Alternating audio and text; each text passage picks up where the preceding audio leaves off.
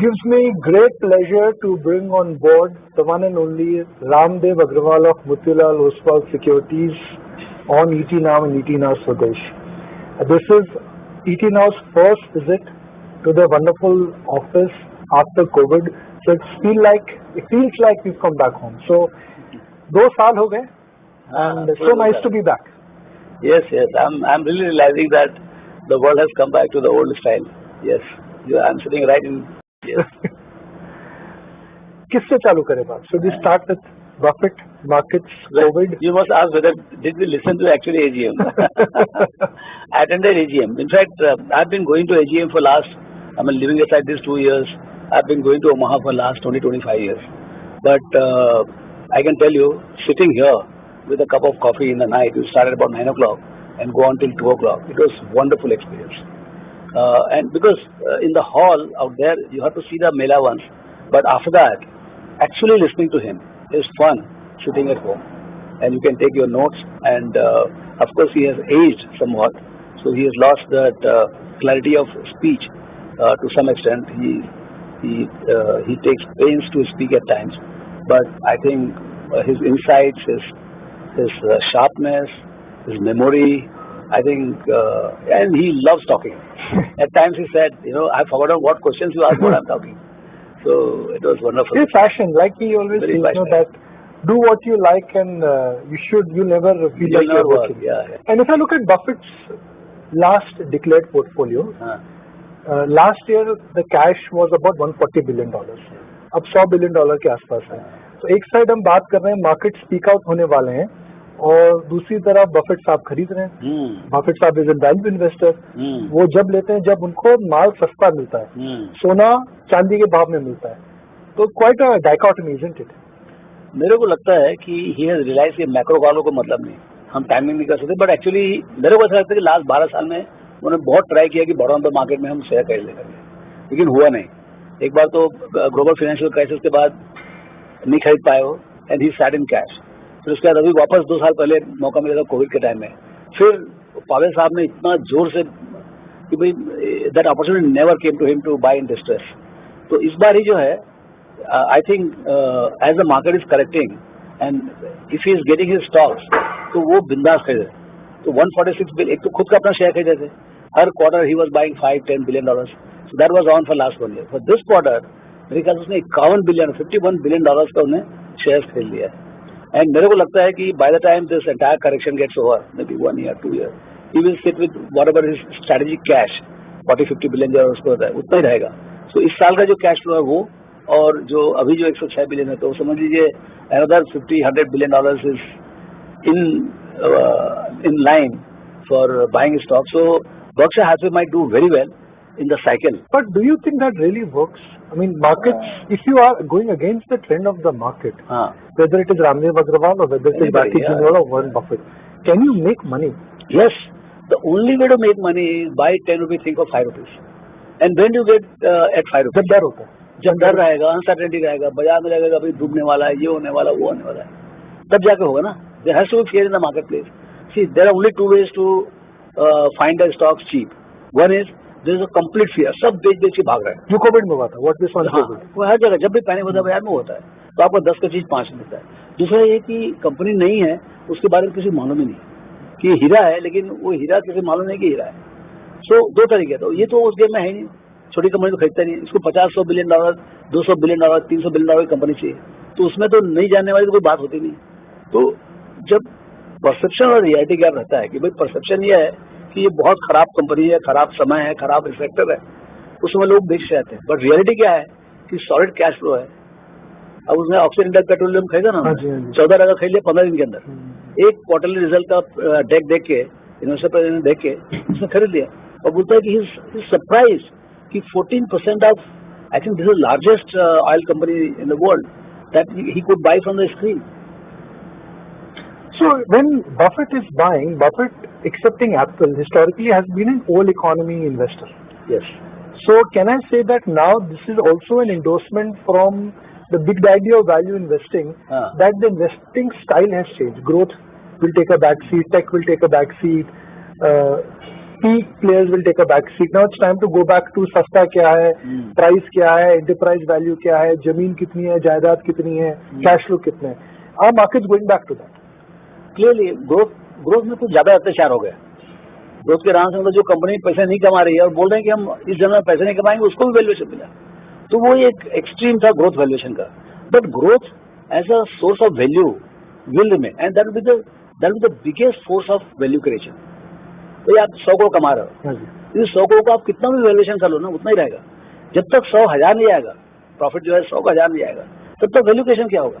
जैसे मैं HDFC bank की बात करूँ, जो 95 में जो बैंक चालू हुआ 150 करोड़ कमाते थे, आज 40,000 करोड़ का नफा किया. तब में जाके इतना बड़ा मार्केट कैप बना. विदाउट ग्रोथ थोड़ी बनने वाला. 25% से कंपाउंडेड 25 साल तक इन्होंने किया, तो इतना बड़ा 100 बिलियन 200 बिलियन डॉलर का बैंक खड़ा हो गया. तो growth is the core part of value creation and that even Buffett realises. But ये है कि कितना, how much you are paying for it.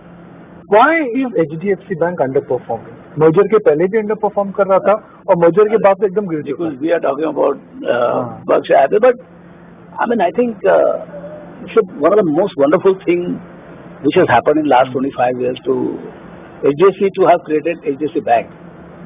Okay, so now it will be most formidable force, Bank plus HDFC Limited, and all the subsidiaries of insurance and whatnot they have, and $200 billion kind of thing. And this is यह देश की नाक है. आप समझो, आप global stage पे एक प्राइवेट सेक्टर बैंक खड़ा होगा. You can underwrite global deals, you can underwrite very large deals. और यहाँ से देखिए, आप system will grow at 14-15%, they will grow at may be 18-20%. तो अगले 4 साल में लाख करोड़ का नफा दिखता है आपको. बहुत में होगा 5 साल हो जाएगा. तो लाख करोड़ जब कमाओ तो एक मशीन बनती है. वो इज क्रिएटेड दिस. अगर आप ग्लोबली इकोनॉमी की बात करें तो interest rates are likely to move higher. And Buffett always says that interest rates are like gravity.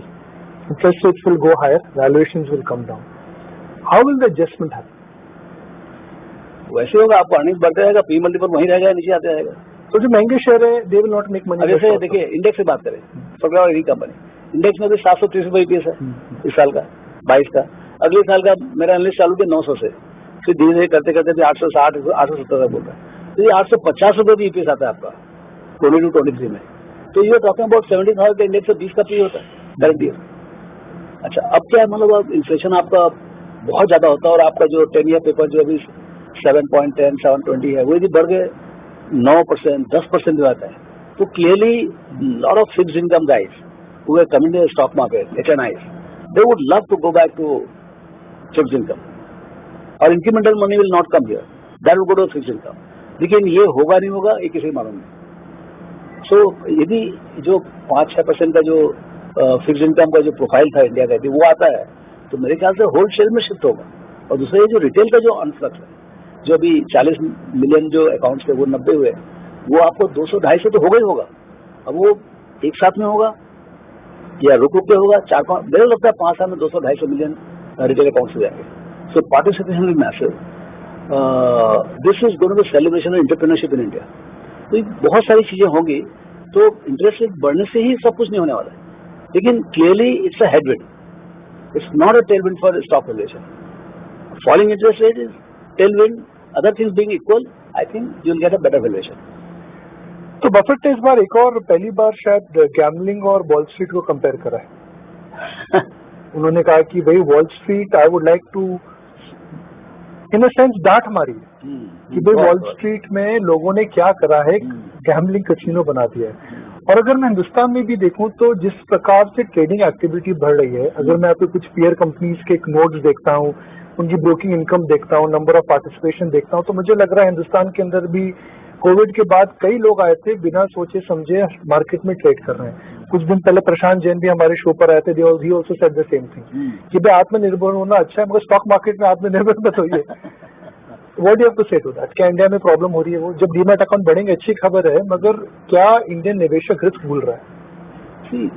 निवेश इक्विटीज में निवेश करना बहुत बढ़िया बात है, और वो आपके एंटरप्रेन्योरशिप जो है उसके लिए सबसे बड़ा सपोर्ट है. ओके, लेकिन जो स्पेकुलेशन होता है बाजार में, स्पेकुलेशन और इन्वेस्टिंग वो हैंड इन हैंड जाता है. हाँ, you can not have only investing market, other will be dead market.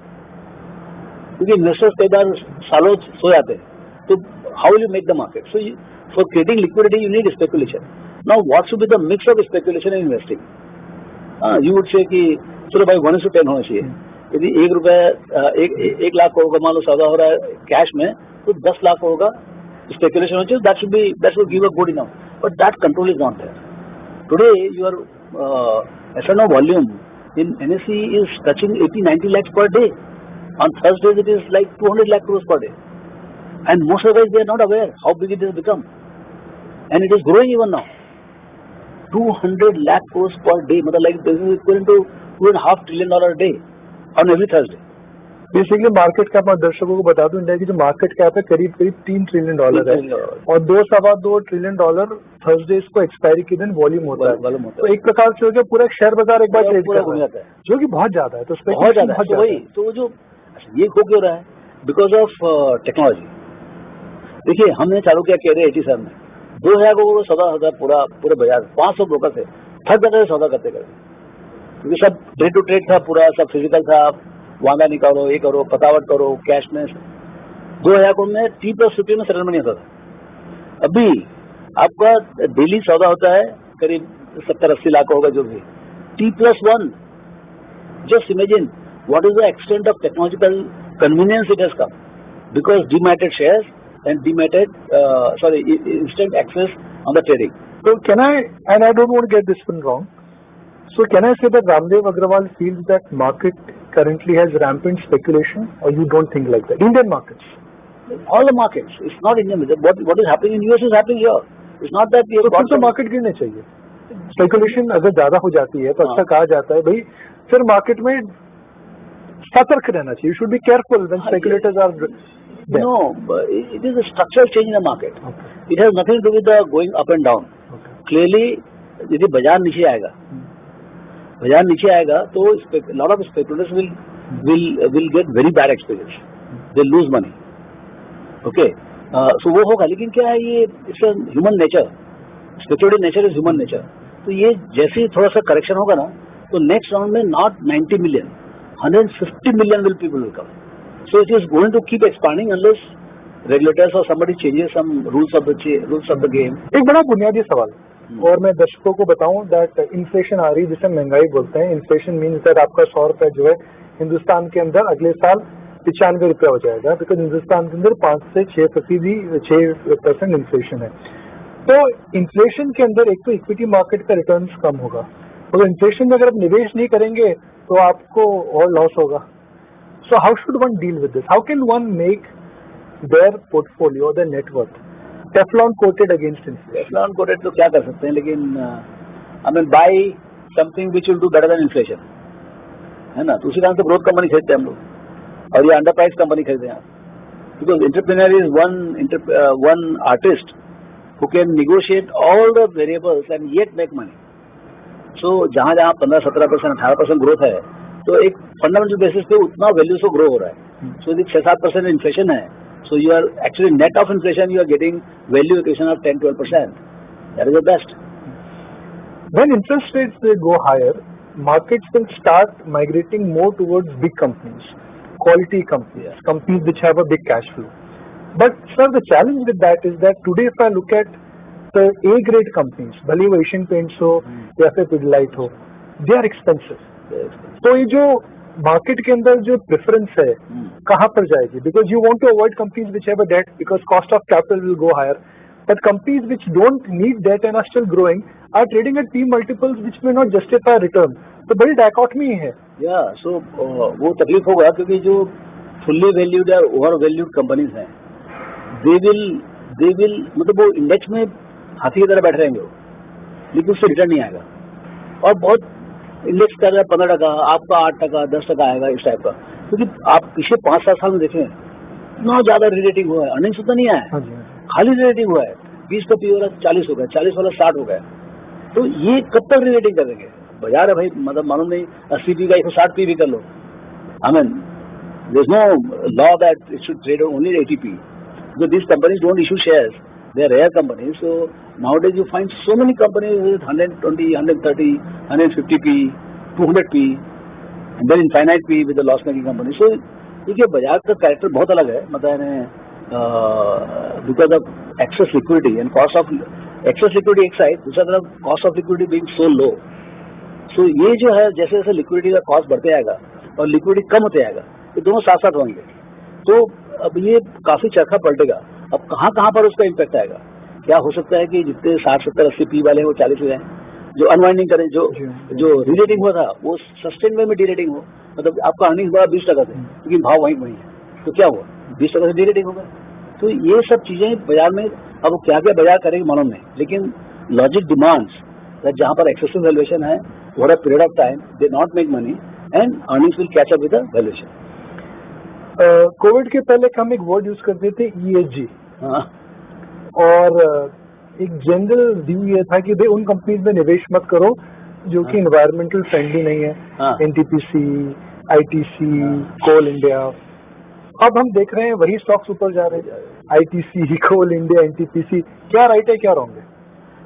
Right wrong तो conceptually we can keep discussing with, एक तो I am not a big proponent of ESG, second I am not authority on that, लेकिन देखिए बाजार एक ऐसा leveller है ना जहां पर दोनों तरफ जाती होती है। हाँ जी, जब जैसे ESG से हिट कोई कंपनी मतलब कोल इंडिया है, ITC है, उसको सब मतलब पूरा इंस्टीट्यूशन इन्वेस्टर सब बेच बुझा के भाई कसम खा लेंगे हम ये नहीं खरीदेंगे, तो भाई तुम नहीं खरीदो कौन खरीदेगा, फिर आपको बेच भी जाने का, सो क्लियरली बॉटम बन जाता है। अच्छा कंपनी जो है ना वो तो बड़े प्रेम से पैसे कमा रही है, डिविडेंड भेज रही है, तो 2% yield, 4% yield, 6% yield, 8% yield, 10% yield। भाई 10% yield आपको बॉन्ड में, आपको गवर्नमेंट ऑफ इंडिया बॉन्ड में आपको 6% मिल रहा है, वो प्री टैक्स, वहां पर पोस्ट टैक्स आपको 10% मिल रहा है, तो कहीं कहीं तो वो बताया इन्वेस्टर आएगा ना सामने। तो अगले 5 साल की अगर बात करें, मैं थोड़ी क्लॉक पीछे ले जाऊंगा just for the benefit of viewers. हम कहते हैं शेयर बाजार के अंदर हमेशा एक ट्रेंड है, लीडरशिप आती है। जब मैंने अपना करियर स्टार्ट करा था, जब आपने करियर स्टार्ट करा था सीमेंट और स्टील था, जब मैंने अपना करियर स्टार्ट करा था TMT बोलते थे, उसके बाद कमोडिटी स्टॉक्स आए, उसके बाद एक समय आया था जी एशियन पेंट्स, पेज इंडस्ट्रीज और टाइटन चलने लगे, फिर अभी कंज्यूमर टेक में हमने देखा था चक्र आया था। तो अगला 3-5 साल क्या चक्र आपको लगता है जो एक आउट परफॉर्मिंग चक्र रहेगा? देखिए मतलब जो मेरे को दिख रहा है कि भाई जैसे बैंक्स, इंश्योरेंस वगैरह इनकी बहुत पिटाई हुई है कोविड वगैरह में, बिकॉज ऑफ क्रेडिट कॉस्ट बढ़ गया, तो वो एक बड़ा सेगमेंट है जहाँ पर माइग्रेशन अभी चालू है। प्राइवेट सेक्टर स्टिल 40%, तो वो उधर बड़ा स्टोरी है, और बड़े बड़े बैंक है, ये 4 ही बैंक है बस, तो ये पैसे तो बहुत कमाएंगे ये। और वैल्यूएशन कैसे होगा, क्योंकि ओनरशिप भी बहुत है इसमें, 60-70% FIs का ओनरशिप है, तो whether they will increase ownership at all, लेकिन अर्निंग्स है, वैल्यूएशन रिजनेबल है, पक्का भाव बढ़ेगा। So that is one segment where there is a good secular opportunity out there. Second is tech, Indian tech is, देखिए जो हमारे जो प्रॉफिट्स होते हैं उसमें highest profit is that of number 1 and number 2 sectors are private sector bank and second is IT बहुत बड़ा हो चुका है।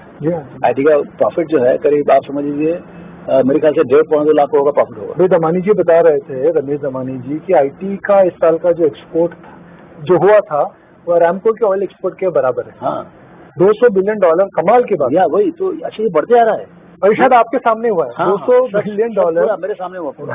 तो ये क्या है कि देखिए ये बहुत बड़ा अपॉर्चुनिटी है, ग्लोबल अपॉर्चुनिटी है, तो ये that will keep generating lot of profit, 15, 17, 20% and asset light है, तो बहुत फ्री कैश फ्लो होगा। So that will be a big sector, आपको finance will be big sector, IT will be big sector. अब देखिए यहाँ पर जैसे रियलिटी है, reality is suppose to be very large, मतलब आप क्या बात करें, मतलब यहाँ पर मतलब कितने मिलियन घर हर साल बिकने चाहिए, वो अराउंड रियलिटी बहुत पैसे बनेंगे मिल सकता है। अब रियलिटी में डायरेक्ट रियलिटी कंपनी खरीदो, लेकिन रियलिटी कंपनी में सब अकाउंटिंग ये वो उनका कैश टर्न और मतलब basically completion of the projects on time, you know, and profitability not profits are there now, but profitability is an issue because their asset efficiency is not there, और return ratios भी 10% से कम ही है। वही ना, उसी कारण से कम है, तो वो बट बड़ा साइज बनेगा। सो अच्छा उससे रिलेटेड जितने हैं जैसे पेंट्स है, सीमेंट है, स्टील है, because it's a large country with large deficit in the housing demand, housing stock, तो ये बड़ा एक सेगमेंट है और काफी पिटा हुआ है। 2008 के बाद जो अभी तक ऊपर आया नहीं हो। एक समय में DLF की 3 लाख करोड़ की मार्केट कैप हो गई थी। हाँ, तो मुझे लगता है कि वो एक बड़ा सेगमेंट है और एक बड़ा साइकिल होता है, एकदम ओवरनाइट खत्म नहीं होता है। अफोर्डेबिलिटी इज हाईएस्ट, तो वो एक अच्छा लगता है सेक्टर, बड़ा सेक्टर लगता है मेरे को आगे चल के।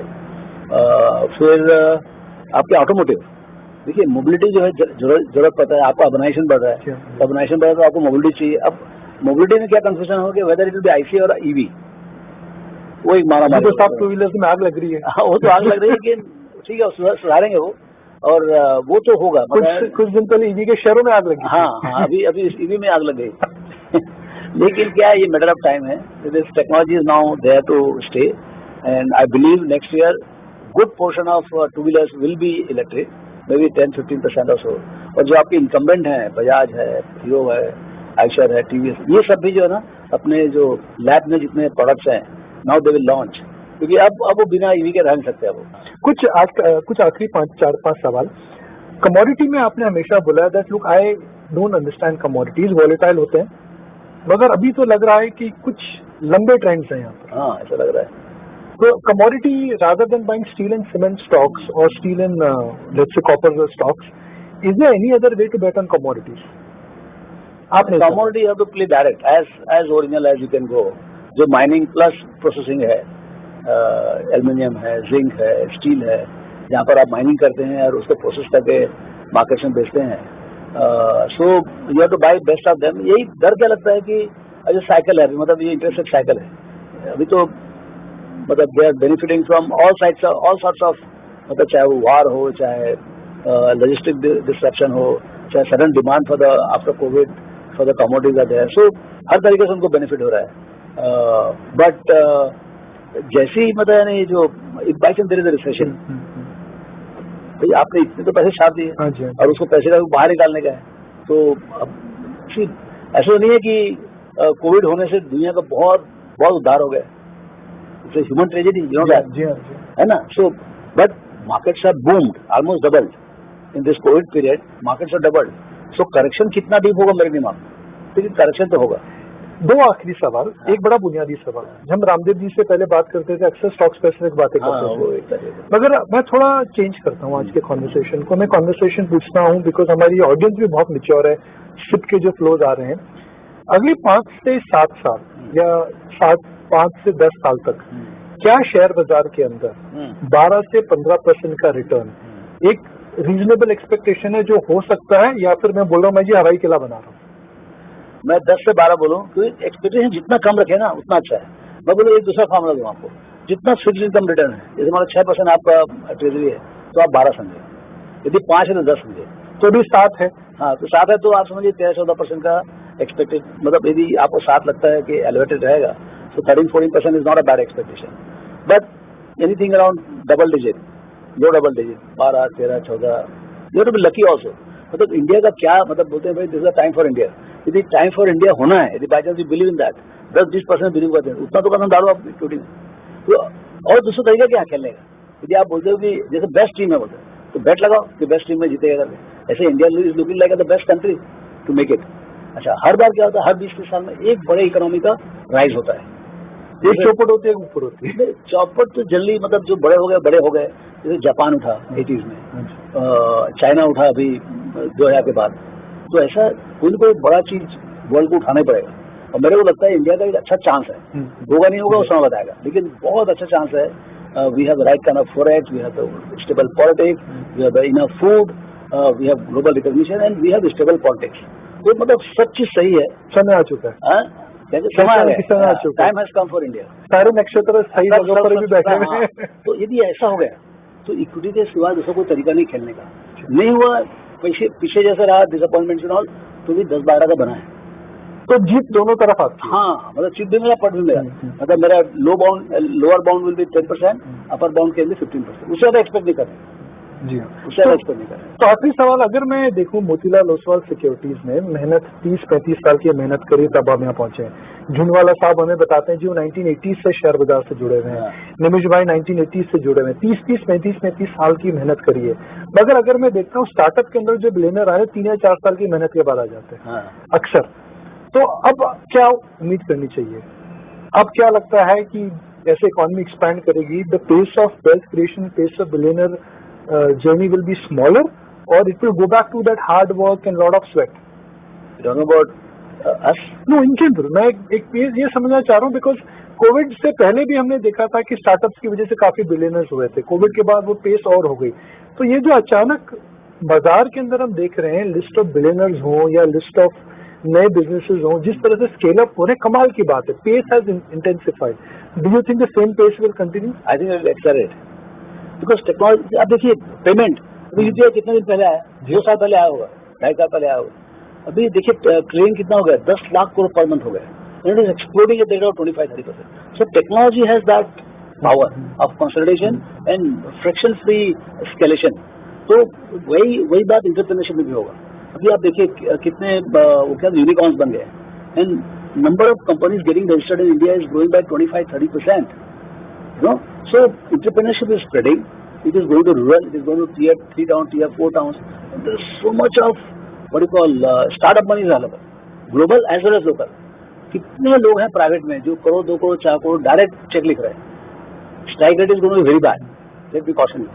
बट यदि आपके पास आइडिया है, आप यंग कॉलेज स्टूडेंट हो, 3-4 लोग मिलकर आ रहे हो, आपको पैसे मिल जाएंगे यदि आइडिया पावर है, जो हमारे टाइम में नहीं था. Motilal Oswal is a proper startup, but हमको 15 लाख रुपए भी लेने के लिए हमको 4 साल मेहनत करना पड़ा. तो वो चीज अभी नहीं है.